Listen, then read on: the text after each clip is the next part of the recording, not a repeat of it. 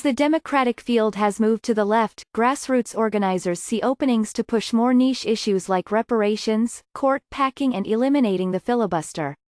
It was a made-for-social media moment for Pete Buttigieg. In Philadelphia last month on his book tour, Mr. Buttigieg, the mayor of South Bend, Indiana, and a Democratic candidate for president, fielded an unlikely question from the audience: would you support a packing of the courts to expand the Supreme Court by 4 members?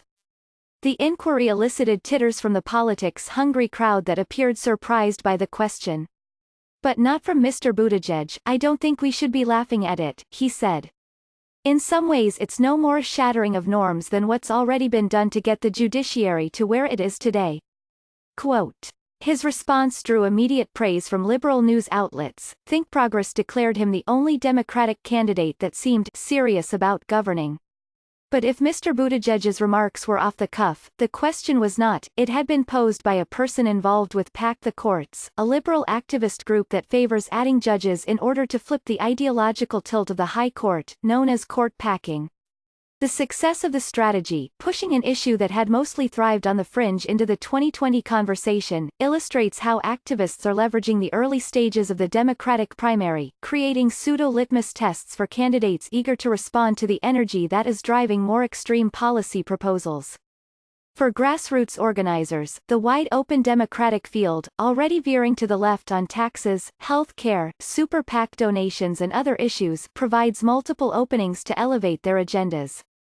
In recent weeks they have helped spur similar exchanges on fraught topics like reparations and ending the Senate filibuster.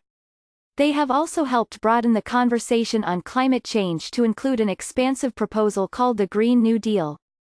Candidates, including those in the top tier, are increasingly being urged to address these topics in interviews, at events and during media appearances.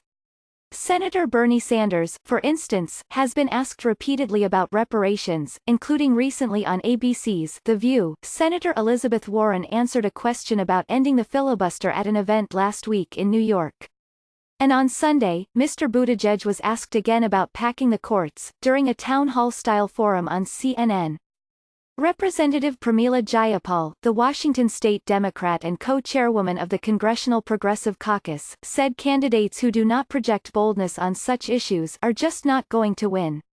She said the country was in a unique moment and that issues like court packing give candidates opportunities to show they understand this. "Even if you don't call it a litmus test, this is what defines us, a willingness and a courage to make bold changes, not to just follow when it's all said and done," she said. The impact on the race has already been palpable. Candidates who might have dodged questions on hot-button policies in the past are now finding themselves discussing once audacious ideas in public forums, sometimes awkwardly so if they are caught off guard. Check out the Democratic field with our candidate tracker. Lesser-known candidates are also using the emerging issues as an opportunity to differentiate themselves, as Mr. Buttigieg did with his response on court packing. "My purpose is to get people thinking about what an ambitious agenda actually looks like," Mr. Buttigieg said in a telephone interview this week, "and to remind everybody that structural reform is an option, whether it's this, or the Electoral College, or any of the other stuff."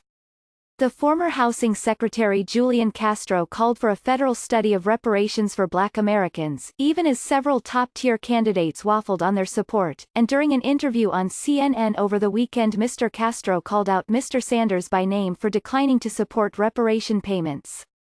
Governor Jay Inslee of Washington has made the elimination of the Senate filibuster a major theme of his candidacy. While the world burns, the Senate will sit in total inaction because of an antiquated vestige of a bygone era.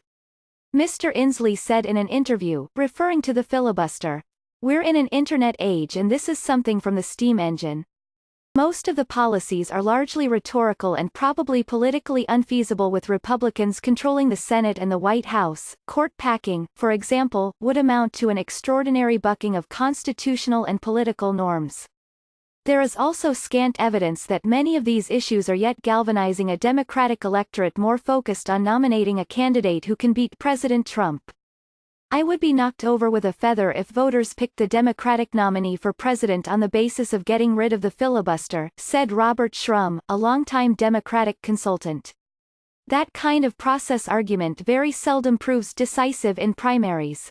The tactics activist groups are employing are similar to those used during the midterm elections to popularize issues like abolishing the Immigration and Customs Enforcement Agency, which gained momentum during the fight over immigration policies last summer.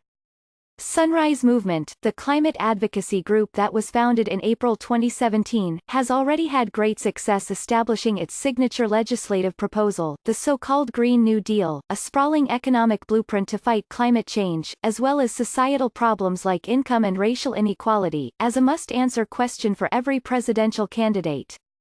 The youth-led organization has used high-profile endorsements and polarizing protest tactics to pressure Democrats and Republicans alike. It is already eyeing ways to push 2020 candidates to go even further on climate activism.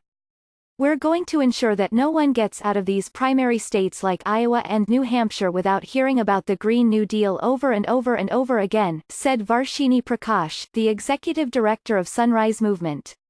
This is not going away.